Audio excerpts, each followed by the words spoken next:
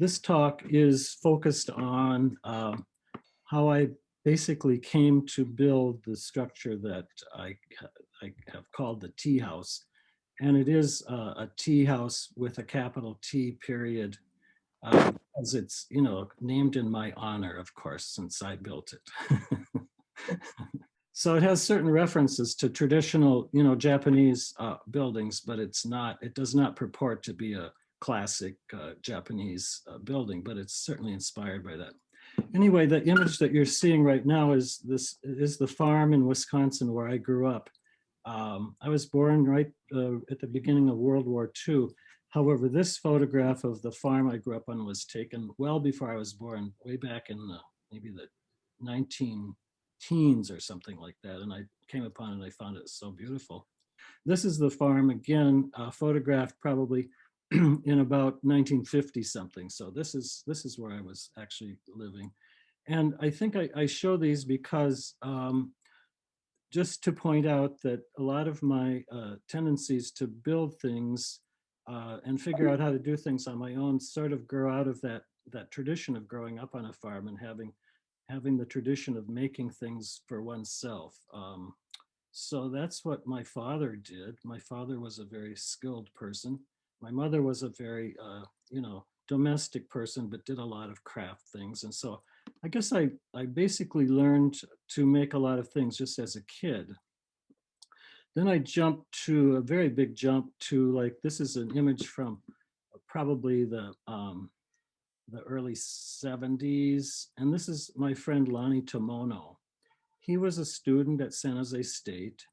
And in this photograph, he's helping me with an installation that I did in downtown San Jose that was called The Miracle of the Fish. And it was to commemorate the miracle of St. Anthony when he gave the sermon to the fish and they all came out to listen to him.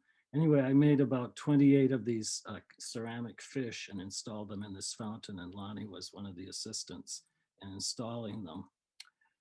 And then after Lonnie dropped out, he didn't finish San Jose State, but he stopped going to classes at San Jose State and he became an apprentice to a Japanese traditional carpenter. And he was employed, among other places, at this place in Marin County called Green Gulch Zen Farm, Zen Center. Do you know that place? Any of you? It's not very far from Mill Valley and Sausalito and near the coast, closer to the coast. Anyway, Lonnie started working there, and this is a tea house that was built at Green Gulch. And this structure is still there. It's a beautiful tea house, the house for the tea master to live in. And this is the kind of thing that always captured my fascination. Of course, a traditional Japanese house would have been built out of wood, but would have been sitting on stones because that's how you keep the termites out of the house, right? You don't have the wood in contact with the ground. But at Green Gulch, of course, they had a concrete foundation for the stones themselves. The concrete foundations later got buried, and so they wouldn't show, but this is what that would look like. So, and this is Lonnie after he moved back to his home in Hawaii. He lives in Hilo. He left, he was in Japan for about 5 years at least, working as a carpenter, but he now lives in Japan. And this is when his son, who is now in his mid-20s, was a tiny little kid. So that's Lonnie. And so Lonnie was a big influence to me. When he started doing that, and shortly after he started doing that, actually my wife and I at the time had an opportunity to go to Japan. So we visited him in Japan. And when we came home, I guess I thought, I'd been thinking about building something for a long time, but was I ever actually going to do it was the question. So I made this maquette. And you can see this is a maquette that was in storage in my shop for a long time. It got really covered with dust and dirt. But I recently renovated it and saved it. And I put it in this case, which is in the show in Los Gatos. And so decided it was kind of like a precious little object. anyway, this is how I came about designing the structure that I built. And I didn't do drawings. I just did models, and that's pretty much how I've always worked. So, and then this is one of the first paintings that I did of the maquette. And during this whole talk, I'm going to be showing you the paintings that I documented, that I used to document the various works. So this is the very beginning of the process of building the tea house, and I photographed this rather, sporadically through the process. So it's not complete. It's got a lot of gaps in it, but I've got quite a bit of stuff. So this is looking at my garage. So this is the very beginning of the excavation. So this was, this one summer when I was through teaching, and I thought, okay, I've got a whole summer vacation ahead of me. This is probably a good time to start building this thing that I've been thinking of for years. And I was originally thinking that it would be very romantic if I personally dug all of the dirt myself by hand. But then I rather quickly realized, like, no, that's a really dumb idea. So, because by fall, I would not yet have finished the hole. So I hired this guy to dig the foundation.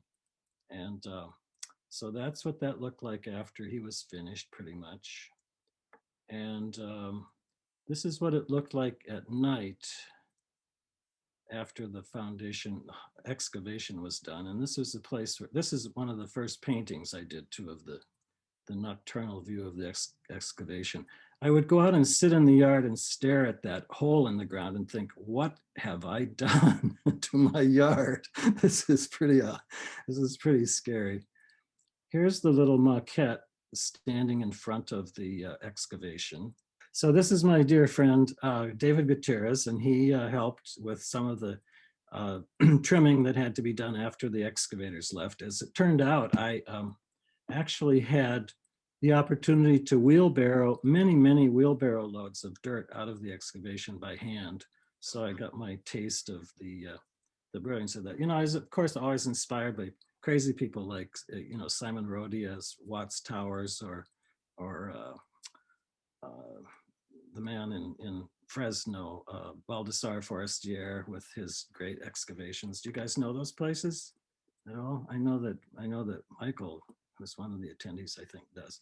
Anyway, so this is what that was like. And then this was the forms for the footings for the walls, which I thought was visually kind of nice, very tidy all of a sudden. And then here we are preparing for the first concrete pour. This is me and my friend Michael Dolph, who was my next door neighbor. We had a very hippie-ish sort of arrangement going on. We took out the fence in between our properties, and he was a big helper a lot of times. So there we are with the concrete. And oh, and those little white things, you see the little white things, you know what those are for, right?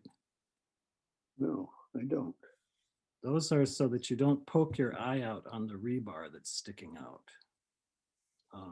Those little foam blocks I put on there, and I thought they were quite beautiful. So the whole thing is kind of like a performance, So here's the concrete truck in the alley, loading the concrete. That my garage had doors on both sides, so it had doors on the alley side and also on the yard side. And here we are doing that. And here's my friend Sam Hernandez helping. And I asked Sam Hernandez, I said, who is this guy? Sam Hernandez is currently retired from Santa Clara University. I think you might know of him. He's a sculptor who taught at Santa Clara for many years. And this guy, I said, who is this guy helping? And he said he doesn't know. So I can think it must be the guy that drove the concrete truck. Anyway, so here we are. This was a special wall that I built that I figured I better design to hold up the old building. And then this is after the pour is complete. Forms are removed. And then there's a big gap, obviously, here. But now we've advanced to the point where I'm starting to build the concrete block foundation for the building. One thing that was kind of interesting to me after I had, purchased this rebar and stuff and put it in the walls and stuff for the concrete blocks, I did have a visit from a man who knew about city building codes, and he said, "What size is the rebar in your walls?" And I said, "It's 1/2 inch." And he said, "That's too small. It has to be 3/4 inch." So that was sort of disappointing, but it was too late by that time. So, but I was, as you know, I was just sort of learning how to do this as I went. So I did myself, I'm proud to say, I did all of the concrete block work myself. But then we had to get and then we had to put in the sand. This is my neighbor, my friend, Frank Mestemacher's little kid, and my daughter is sitting here. My daughter was there. Then we had to put rebar in for the floor. And then it was time for the second concrete pour, where we had to fill the walls with concrete and do the floor and do the stairs. And this is my good friend, Michael Dolph, who, without his help, I don't think it could have happened, because that pipe with the concrete coming through it was so heavy and so hard to manage that I think I would have probably been flipped. So he's greatly responsible. And then this is Sam Hernandez and Michael helping trowel the floor. Oh, that's the one. That should have come a little sooner. It's out of sequence. Yes, that's Michael. Okay, and finally it's all done. And then calm seems to suddenly return to the whole project. And it's kind of nice. And this is actually a stone that I brought back from Sam Hernandez's property. He and his wife had some property up near Guerneville, I believe. And these stones were salvaged from the Catholic church that had burned down up the street from me. So we salvaged quite a few of these nice old limestones. Oh yeah, that's a better shot of that. So you see, these stones had footings under them too, but they were designed to look like the traditional Japanese, foundation stones for a house. Okay, then we jump to starting the framing of the building. Here's my next door neighbor's kid, Andrew Dolph, eating some yogurt. And so let's see here, yes. I'm gonna just go through these rather quickly. This is how the mortise and tenon joints were cut, though, with a saw and chisel technique, which I was just learning. I just had to learn how to do this myself. I learned it sort of from books. But I also, had seen my friend do it.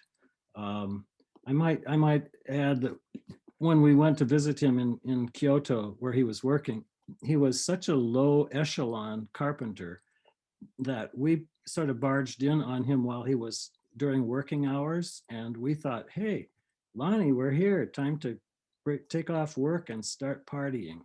And Lonnie could barely look up from his work. He was so intent on doing what he had to do, and he was so under the gun that he had no rank whatsoever there. He was like about 4 notches down the totem pole, and he just basically said, better go away, and we'll see you later tonight. So that's what happened. So I came back home realizing that, oh, I guess I'm not really ever going to be devoting my entire life to Japanese carpentry. I'm going to unfortunately remain more or less a dilettante Japanese carpenter. So this is one of Tony, we have one question. Yeah. We have a couple questions, but one that I think we could ask now is, how long did it take to build this? What made you decide to learn how to build it? How to learn how to build it? Well, I'm still learning actually, but the whole building process was approximately 10 years. Yeah, from about 83 to 93. Wow. And there are still, when I look at certain things on the building, I go, oh, I never finished that, did I? So, you know, it has some details that never finished.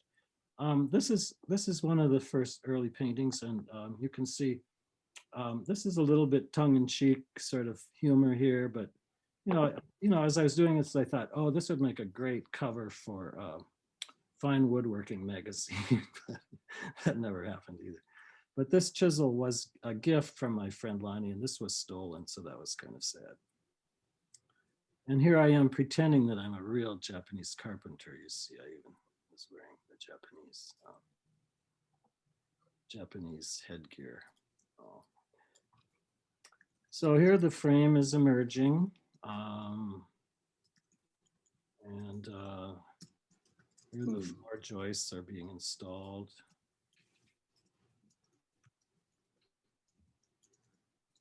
And of course, I always like buildings an awful lot while they're being built. In fact, very often I don't like modern buildings once they're finished, when all of the structure is, covered up. But the framing of buildings has always been very fascinating to me. So this is what happened that summer. Oh, let's see. I forget. Let's see. I think this was all the first year. I think this all took place that first year, that first summer. So we had a surprising rainstorm during the summer. I hope we have one again. So this became a painting. And I was sort of challenging myself, can I paint water? Can I paint something that looks watery? So that was that. And then here I am doing the most flashy mortise and tenon joint. It's this through tenons. You see the tenon goes all the way through this post here. And then there's another tenon that joins here. And that was pretty complicated. And I did that just in the front corners of the building, more or less for showing off. And then this is an example of how I sort of learned something. Like I learned the spacing of the tenons here they were sort of close together, so there's not much wood left here. So here I changed the design and I put the tenon on the bottom of this piece so that this would be a stronger part of the structure. Okay, so it's hard to believe, but this was all the first year, I think. Yeah, this was getting on towards fall, probably. This is the top. This is the top of the joint at the very top of the structure. Wow. And that would be one of the corners. And then I was trying to figure out, I was sort of inventing as I went.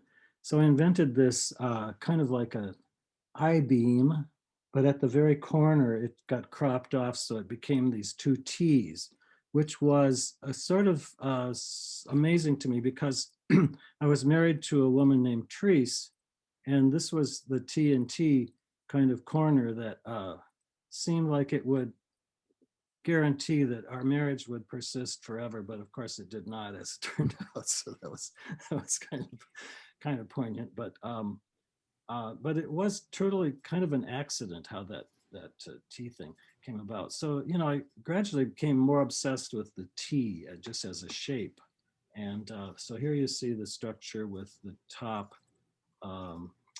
framework pretty well in place, but you see we still haven't connected to the old building at all, right? So these are the rafters. These would be the rafters that were ready to go on. And then I think this must be about October. Yes? We have a question? I'm sorry. Yeah, we do. So this looks like a very intensive job. Were you also working at San Jose State at this point? No, because, well, I can't quite remember. It seems like by this time I might have been back teaching with the fall semester. But I think I did most of that during the summer vacation, the June to August. Yeah. I think most of this was done in that 3-month period, which is kind of hard to believe, but I know that this is how it went through the first winter, because we were getting ready for winter. So this was how it got tarped. And I bought all this orange tarp, and there you can see it, and it's still not connected to the garage. And then this is a detail of some of the joinery. And then this is what happened like about Halloween.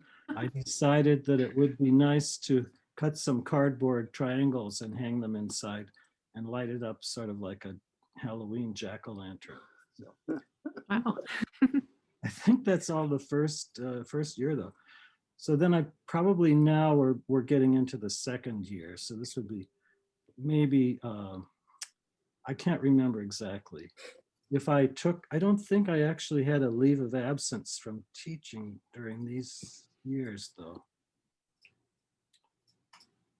But I also didn't have the students helping very much with certain exceptions like this, putting the roof on. Actually, I didn't show you the building of this bit, but I don't have any slides of it. But putting the roof, oh wow, yeah, there's a big gap here because you see now the whole structure is connected to the old garage. Yeah, so there's a big gap in my documentation here.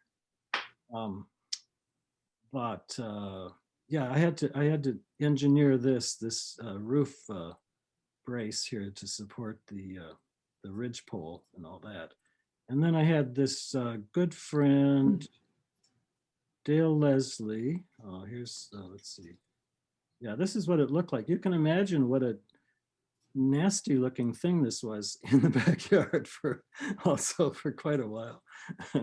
It wasn't very good looking because all of the gaps were just closed, with sheets of plywood or something. Mhm. And then this is the roof tile though that I brought back from Kyoto when I visited Lonnie. So he was working at this project, as I told you, and they were redoing a tile roof on a temple, and they had just thrown away. They had a trash heap, with all of these roof tiles that they just threw on a pile. They were just throwing them away, but so I got one of those. I think Lonnie gave it to me and I brought it home. So it's still featured on the front of my building as the most precious object. That is beautiful. You've accumulated a lot of material that way, from what I Yeah, understand. yeah. So that's that. And then, wow, here the roof is already on, but I think we've got some, yeah. This is my friend Dale Leslie helping put on the roof. This was salvaged metal roofing. I can't quite remember where I got that. Must have bought it used somewhere. And here he is pretending to be losing his balance.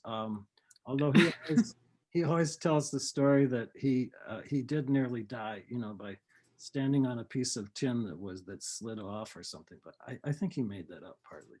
But anyway, again, this part of it could not have been done without assistance. So he was very helpful on that part.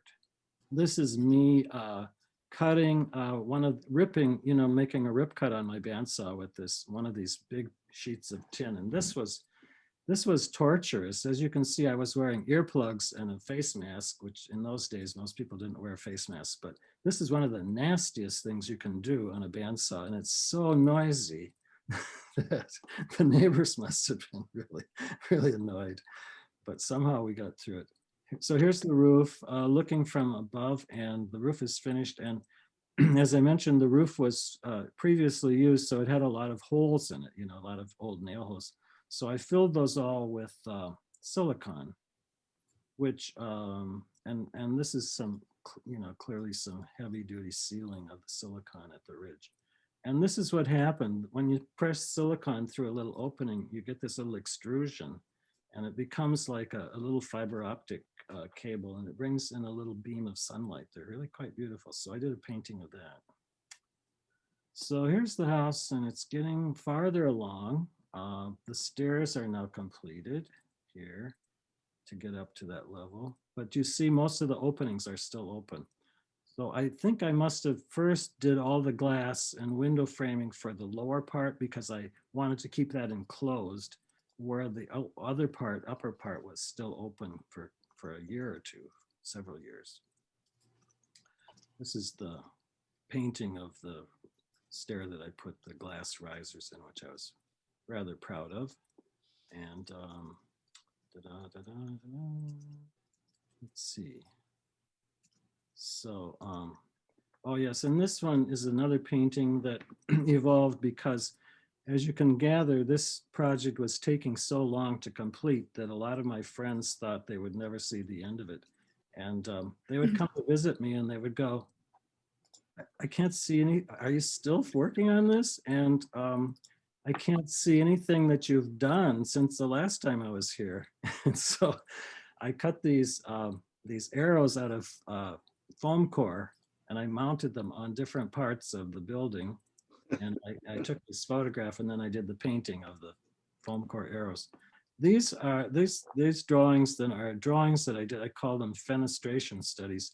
I couldn't decide, you know, where the window should go, because when you have a structure that has no walls, no solid walls for so long, you begin to enjoy almost every view from the inside of the building looking out, and it becomes a real, you know, horrible burden, because you realize that some of the parts of the walls have to be solid in order to stabilize the structure, because you need to have some, you know, shear stabilization. So I couldn't make windows all over. Plus there's certain privacy considerations as well. So I did all these drawings, like where the windows might be.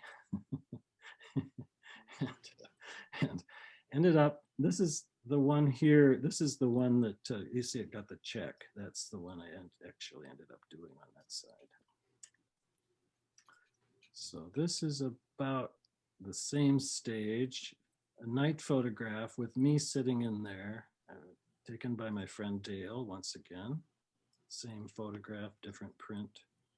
And then that side of the building is finished. But at this point, oops, at this point it just had tar paper, you see, covering the panels. But these were plywood panels with tar paper on them at that point. This is a view from inside, getting near the end of this construction process. So there's a big jump here, obviously. By this time, we've got the finished floor on, and this is a cat whose name I don't remember. We have also the wisteria coming in the T shape rather nicely. And we have the teapots, which were a gift from a former student who had worked for Williams-Sonoma and had acquired boxes and boxes of teapots because he'd been given them by Williams-Sonoma because it was a shipment that arrived with all of the lids missing. So there were hundreds of teapots. He gave me about 4 boxes of them. And then this is the finished flooring, where I made a rather bad miscalculation of how long to, you know, when I cut this post off, or I cut it off too short, right? So then this became this painting, and, which I always thought was a good example of how you can recover from a bad mistake, and make something kind of nice out of it. These are old San Francisco cobblestones, I believe, that my friend Michael acquired somehow, and I ended up with a lot of them. So you can see here, this door here actually is covering just half of the original garage door. And then this door, which meets it in a corner, is hinged. So both of these doors can be opened. This door actually slides all the way to the left, and this door can be hinged open. So this can be a big opening. And this is that corner. And the reason that I did that initially was when I first, you know, started the construction, my son at the time owned a small English car. He owned an Austin Healey Sprite, and he had it actually in the yard. And by making this big excavation, I made it almost impossible for him to get it out of the yard, you know, because it was hard to drive through the garage anymore. So we had to make sort of a bridge across the corner of the thing. But I said, with this door arrangement, we can always open up this opening big enough so that you can get an Austin Healey Sprite in the yard from the alley going through the garage. I lived in a neighborhood too with sort of, you know, occasionally somewhat disreputable neighbors. So this one, I had this neighbor who had this really junky old truck parked in his yard for years. And so I did this painting about how the plants that my friend Sue Ellen gave me had managed to screen the view of that. These are some of the leftovers from the jigs and whatnot that I made to and test joints when I was building the building. This is one of the stair stringers.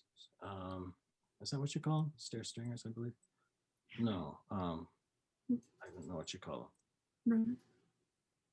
Oh, it is a stringer. Yes. Okay. Yes. Good. Okay. So I don't forget this word. Oftentimes my paintings too like to introduce or maintain, or introduce some sort of slightly obscure English words, but I really like this painting quite a lot, but I swore when I finished it that I would never ever paint plywood again, plywood flooring. I just went crazy painting this.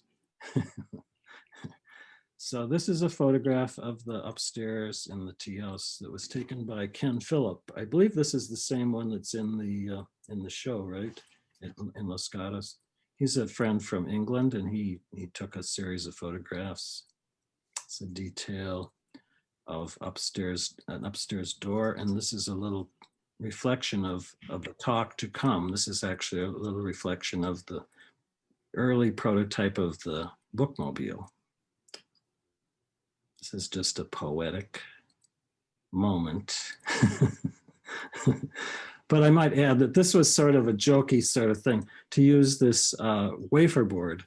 I was planning at one point to be very ambitious and do a nice traditional Japanese plaster job, on these walls, which they use sort of an earthen plaster. How's our time, by the way? We're good. And instead, but they would use a lot of straw and that sort of thing in the plaster, so it would have this very textured look. So I sort of convinced myself that this wafer board, which was sort of a new product at the time, looked rather attractive and would pass as a sort of a cheesy way of finishing the interior walls.